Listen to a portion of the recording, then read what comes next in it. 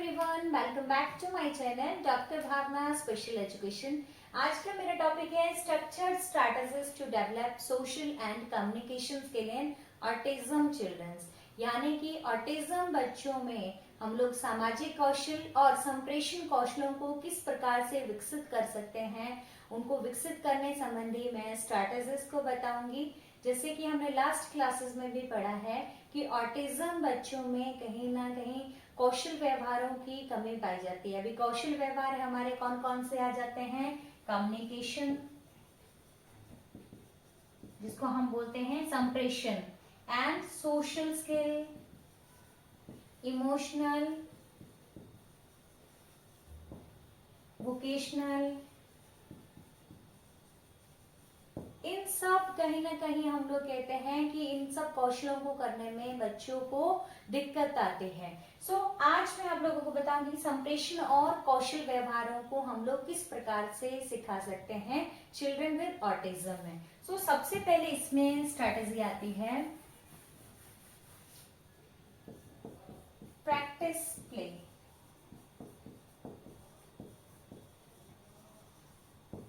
जब भी हम हिंदी में इसको बोलते हैं अभ्यास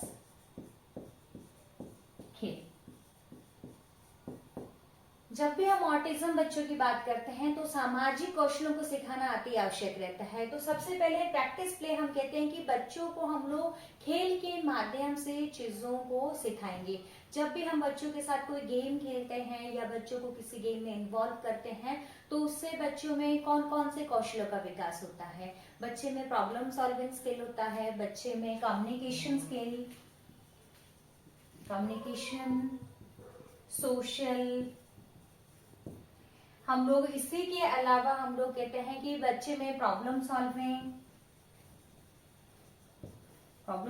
मतलब समस्या का समाधान करना। और बच्चे में इमोशनल भी हम कहते हैं कि इमोशनल कौशलों का भी, इमोशनल मतलब कि जब भी बच्चे कहीं ना कहीं गेम में एक साथ ग्रुप में खेलते हैं तो बच्चे भावनात्मक रूप से भी एक दूसरे से जुड़ते हैं। बच्चों भाषा का भी यूज करते हैं। बच्चे कहीं ना कहीं दूसरों के साथ जब इंटरेक्ट करते हैं तो वो जानते हैं कि किस प्रकार से कहीं ना कहीं दूसरों को इमिटेट करते हुए शब्दों का यूज भी करते हैं। सोशली सामाजिक तौर से भी वो बच्चों के साथ में जैसे कभी शेयरिंग करना या बच्चे का कभी टर्न का वेट करना, या फिर हम लोग कहते हैं कि हार या जीत। बच्चे को जब भी बच्चा गेम्स को खेलता है तो हार या जीत के बारे में भी जानता है कि जब हारना क्या होता है और जीतना क्या होता है। एंड प्रॉब्लम सॉल्विंग, कि जब उसको गेम को खेलना होता है तो कहीं ना कहीं समस्या का समाधान, जब वो कहीं समस्या में अटक रहा है या कहीं गेम्स के उसको रूल्स को नहीं समझ पा रहा है तो किस प्रकार से उस गेम को खेलना है, किस प्रकार से रूल्स को फॉलो करना है, वो सब चीजों को भी वो जानता है। तो कहीं ना कहीं हम कह सकते हैं कि प्रैक्टिस प्ले, अभ्यास खेल के माध्यम से हम बच्चे को कहीं ना कहीं इन सब कौशलों को सिखा सकते हैं। और इसी के साथ ही साथ जब हम लोग बात करते हैं ऑटिज्म बच्चों की, तो ये ऑटिस्टिक बच्चे कहीं ना कहीं हम कहते हैं कि जो निर्जीव थिंग्स होती है, जो हम लोग कहते हैं ना कि एक तो कॉन्क्रीट चीजें होती है जो कि हम लोग निर्जीव चीजों में हमारे आता है कि लाइक टेडी बियर है या फिर बच्चा कोई टॉय है, तो उनके साथ में ऑटिस्टिक बच्चे कहीं ना कहीं खेलना पसंद करते हैं। लाइक जैसे बच्चा टेडी बियर है तो उसके साथ खेलता रहेगा, या कोई टॉय है या कोई अनवांटेड थिंग्स भी होती है तो उसके साथ भी कहीं ना कहीं बच्चा क्या करता है, खेलना पसंद करते हैं। तो ऐसे में हम लोग सारी चीज, जैसे बॉल है या छुपन छुपाई है, तो ऐसी चीजों को भी हम खेल में शामिल कर सकते हैं। बॉल का यूज कर सकते हैं या हम बच्चों के लिए टेडी बियर का यूज कर सकते हैं और उनके माध्यम से हम बच्चे के लिए खेल के माध्यम से बच्चे में हम लोग सामाजिक और संप्रेषण कौशलों का डेवलपमेंट कर सकते हैं। अब इसके बाद में हमारा आता है मॉडलिंग।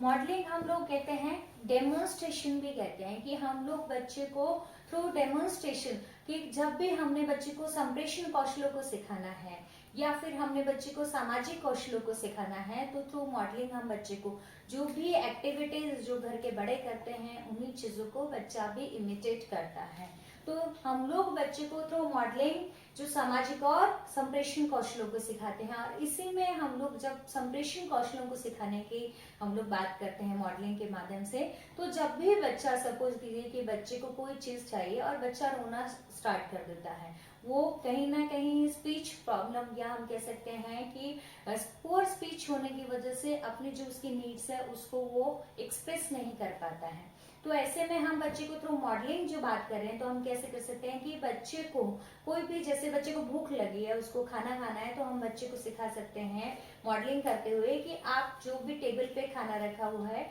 तो आप उसको पॉइंट आउट कर सकते हैं। जब आप पॉइंट आउट करेंगे देन आपको वो खाना मिल सकता है। और जब बच्चा इस तरह से, हमने बच्चे को सिखा दिया कि जब उसको भूख लग रही है तो उसको पॉइंट आउट करना है, इशारे के माध्यम से बताना है, बच्चे ने बता दिया, देन फिर हम बच्चे को पिक्चर के थ्रू भी बताएंगे। पिक्चर्स के माध्यम से भी, जैसे मैंने बच्चे के लिए पिक्चर ले लिया या फिर मैंने वर्ड्स ले लिया, उसके माध्यम से भी मैं बच्चे को क्या करूंगी, संप्रेषण कौशलों का विकास करूंगी। पहले तो मैंने बच्चे को क्या किया कि बच्चे को जब चीज चाहिए थी तो मैंने उसको बताया कि आपको पॉइंट आउट करना है, और जब बच्चे को उसको पॉइंट आउट करना है या खाने तक जाना है तो हम उसको फिजिकल असिस्टेंस भी देंगे, साथ ही साथ हम कहीं ना कहीं मोटिवेट भी करते रहेंगे, सो दैट वो उस जो भी फूड रखा है उसको मांग करने के लिए वो अपनी उंगली, या फिर हम कह सकते हैं कि इशारा करने के लिए वो रहते रहे। एंड फिर उसके बाद हमने सेकंड स्टेप लिया कि हम पिक्चर का यूज करेंगे बच्चे के लिए। पिक्चर, जैसे उसको कोई भी उसकी पसंद की चीज है, तो मैं उसकी जो पसंद की चीजें मैं जानती हूँ तो मैं वो पिक्चर उसको दिखाऊंगी कि उसको जब भी वो रोना स्टार्ट कर रहा है, उसको कुछ खाना है, तो वो मैं पिक्चर उसको दिखा दूंगी और वो उसमें से पॉइंट आउट कर देगा। फिर जैसे वो पिक्चर को बता देता है, देन फिर हम शब्दों पे आते हैं कि बच्चे ने दो ऑब्जेक्ट में से एक को सेलेक्ट कर लिया, देन फिर शब्दों को मैं दिखाऊंगी और उसको वो पॉइंट आउट करते हुए बोलेगा। एंड इसी के साथ ही जब बच्चे को संप्रेषण कौशलों को डेवलप करना होता है, तो हम बच्चे को ऑब्जेक्ट्स को, जैसे मैंने पहले तो बच्चे के सामने रखा, देन फिर बच्चे को जब नीड होती है तो हम उसको क्या करेंगे, हाइड कर सकते हैं, सो दैट बच्चा उसको पहले मदर या फिर जो भी फैमिली मेंबर है वो उसके पीछे ढूंढने की कोशिश करेगा, और हम उसको उस चीज को तब तक नहीं देंगे, हम ध्यान रखेंगे कि वो बच्चे की फेवरेट टॉय हो या बच्चे की फेवरेट चीज हो जिसके लिए वो कहीं ना कहीं डिमांड करे। और बच्चे को जब वो हमारे पीछे भी देखता है कि नहीं मिल रही है, वो कहीं ना कहीं उसको डिमांड करता है कि वो उसको मिले, तो हम बच्चे को उसको तब तक नहीं देंगे जब तक वो बोलने के लिए, वेदर वो कोई अल्फाबेट का यूज कर रहा है, जैसे उसको गुड़िया चाहिए तो ग भी बोल रहा है, वो ऐसे गु ग या गु बोल रहा है, तो उस पर हम लोग जब भी बच्चा स्टार्ट करता है वो ना, तो देन हम उसको उस थिंग को प्रोवाइड करेंगे, सो दैट बच्चे में वो मोटिवेशन भी रहे कि जब भी मैं बोलना शुरू कर रहा हूँ तो मुझे वो थिंग मिलती है। तो ऐसे भी हम लोग कहीं ना कहीं क्या संप्रेषण कौशलों का विकास कर सकते हैं। एंड अब हम लोग मॉडलिंग को ही कोरिलेट करते हैं सोशल बिहेवियर्स को डेवलप करने में। जैसे बच्चे कहीं ना कहीं जो बिहेवियर्स होते हैं ना उनको कॉपी करके सीखते हैं, जैसे फैमिली बैकग्राउंड, जैसे बच्चे के फैमिली मेंबर्स सामाजिक कौशलों को कहीं ना कहीं उसके सामने प्रकट करते हैं, बच्चा उसी को इमिटेट करता है। बच्चे को हम लोग थ्रू मॉडलिंग गुड हैबिट्स के बारे में बता सकते हैं, गिव एंड टेक के बारे में बता सकते हैं कि जब बच्चे को कोई चीज चाहिए होती है तो उसको शेयरिंग भी करना है, और जब उसको नीड होती है तो उसके लिए उसको कहीं ना कहीं डिमांड भी करनी है। तो वो सब चीजों को मॉडलिंग के माध्यम से parents as well as special educator बता सकता है। एंड थर्ड हमारा आता है प्रेज। प्रेज नाम से ही हमारा हो रहा है प्रशंसा,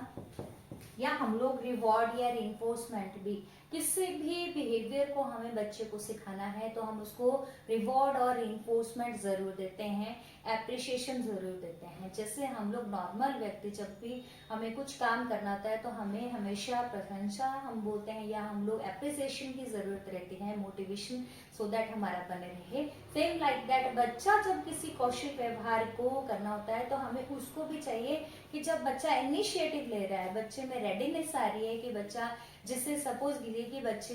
बच्चे किसी भी अपने फ्रेंड को शेयरिंग किया, अपनी जो भी उसकी फेवरेट थिंग थी या फिर उसने पेन को अपने दूसरे फ्रेंड के साथ शेयर किया, देन हम उसको गुड, वेरी गुड बोलेंगे, शाबाश बोलेंगे, सो दैट बच्चा वो बिहेवियर को कहीं ना कहीं ऑप्ट कर ले परमानेंट तौर पे। तो हम बच्चे को क्या करेंगे, जो भी वो कहीं ना कहीं सामाजिक कौशल को व्यक्त करने के लिए, या फिर हमने जैसे संप्रेषण का भी हम कौशलों को साथ ही साथ ले रहे हैं कि बच्चा कम्युनिकेट करने के लिए जब भी इनिशिएटिव लेता है, जैसे मैंने बोला कि बच्चा गुड़िया उसको चाहिए तो वो ग या गु भी बोल रहा है, देन उस टाइम पे भी हम बच्चे को गुड बोलेंगे, वेरी गुड बोलेंगे। और उसी तरह से बच्चे को हम लोग जब तक वो पूरे वर्ड को नहीं बोल देता है या जब बच्चा पॉइंट आउट भी करता है, देन भी हम उसको क्या करेंगे, एप्रिशिएशन देंगे, उसको गुड या वेरी गुड का यूज करेंगे।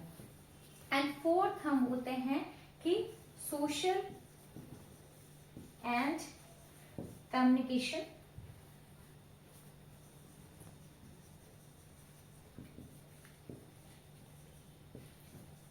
Skill training.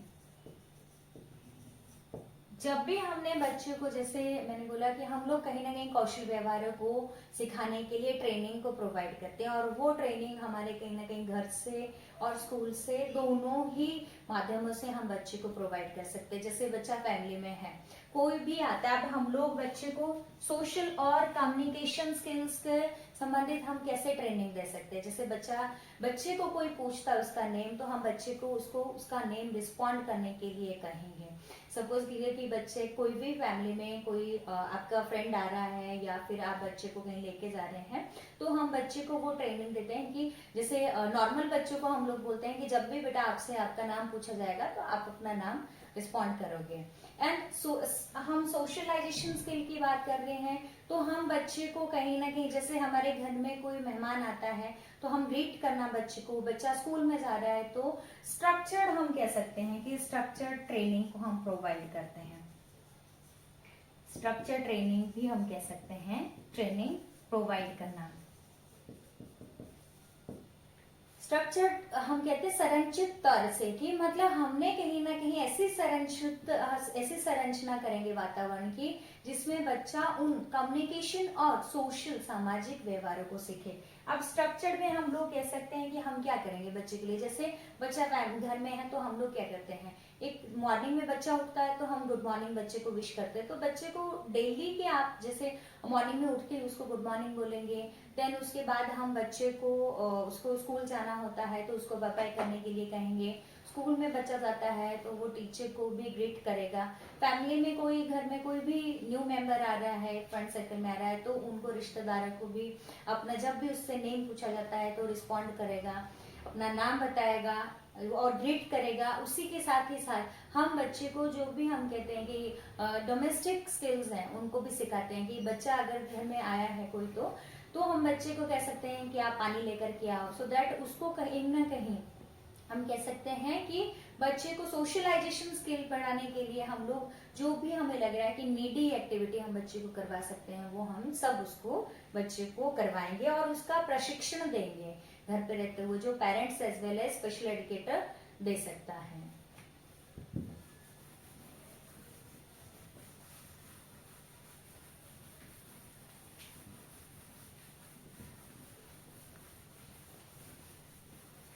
इसके बाद में नेक्स्ट हमारा आता है रोल प्ले।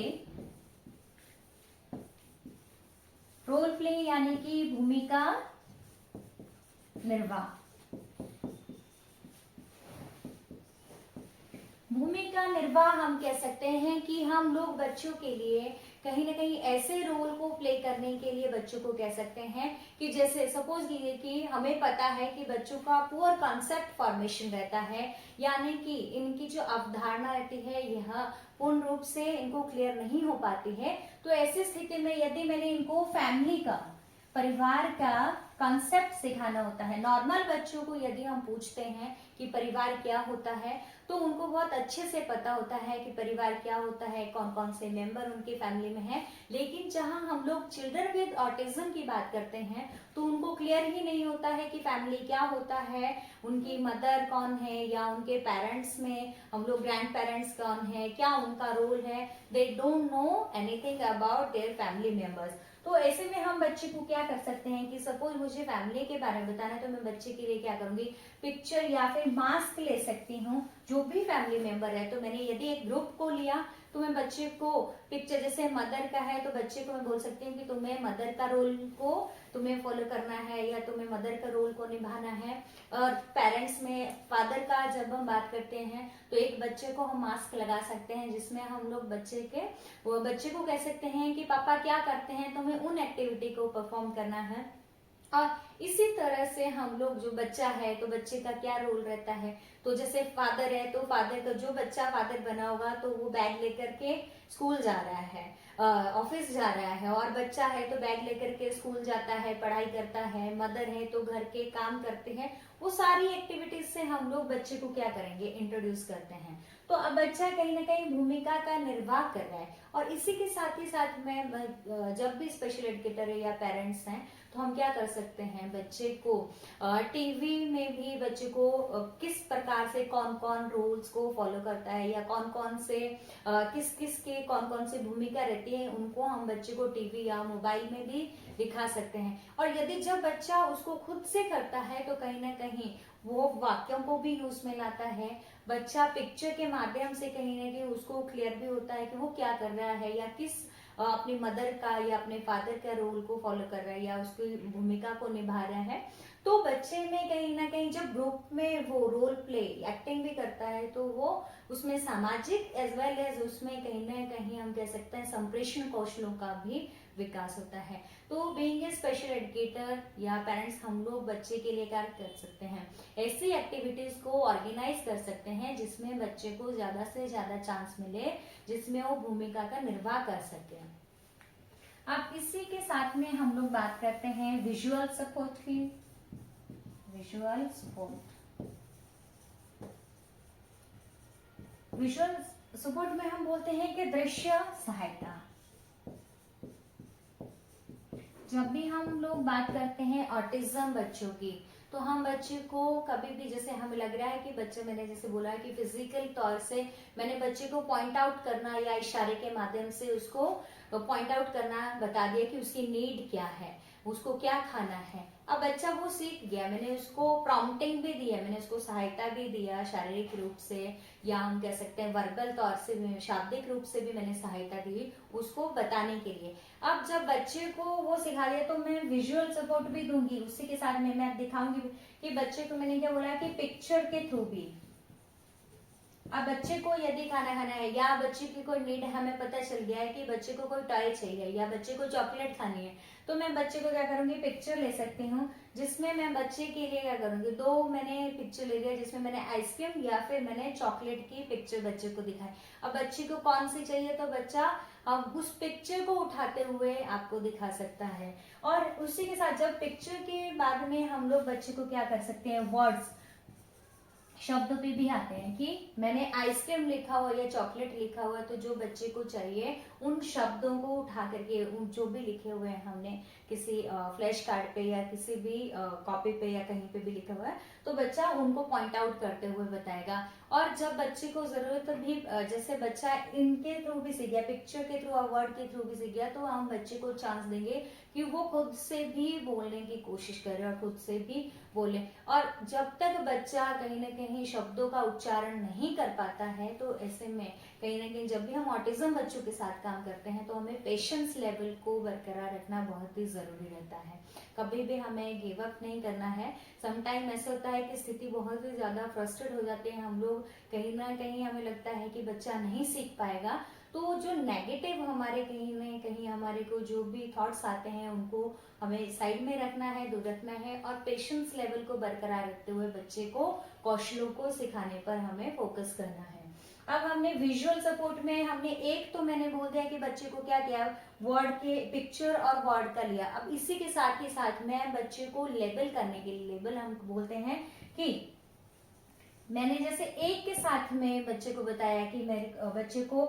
इटेबल थिंग्स को बताया। अब इटेबल थिंग्स में बच्चे ने पॉइंट आउट कर दिया, अब मैं कोरिलेट भी करूंगी। बच्चों को खेलने के लिए कौन कौन से टॉयज पसंद है, तो मैं उसका भी कहीं ना कहीं शब्दों के लिए शब्दों का भी मैं फ्लैश कार्ड को रखूंगी, एज वेल एज पिक्चर्स भी रखूंगी कि बच्चा को रिलेट करते हुए भी कहीं ना कहीं और अधिक हम लोग एरिया से ऑब्जेक्ट्स को उठाएंगे। जैसे बच्चे को खेलना क्या कौन सी चीज पसंद है, तो बच्चे को खेलने में हम कह सकते हैं कि कोई गेम जो उसको बहुत ज्यादा पसंद है या कोई टॉय उसको बहुत ज्यादा पसंद है, उसकी पिक्चर को भी हम बता सकते हैं। कॉन्क्रीट वे में भी हम बच्चे को उस ऑब्जेक्ट को बच्चे को दिखा सकते हैं, उसके सामने रख सकते हैं। अगर हमारे पास में दो ऑब्जेक्ट, जो भी दो गेम से रिलेटेड हमने ऑब्जेक्ट्स को रखा हुआ है, कलरिंग रख लिया या फिर बच्चे को कोई टॉय के साथ में खेलना पसंद है, तो बच्चा किसको पसंद करता है उस ऑब्जेक्ट को उठा करके हमें देगा। तो इस तरह से हम लोग बच्चे को विजुअल तौर से भी सपोर्ट प्रोवाइड करते हैं, सो दैट बच्चा सही सिलेक्शन करते हुए या सही तरीके से हमें अपने नीड को व्यक्त कर सके। एंड इंस्ट्रक्शंस की बात आती है तो सिंपल इंस्ट्रक्शंस को या हम कह सकते हैं कि हमें बच्चे को जब भी इंस्ट्रक्शंस को देना है तो हमें ध्यान रखना है कि हमें मल्टीपल स्टेप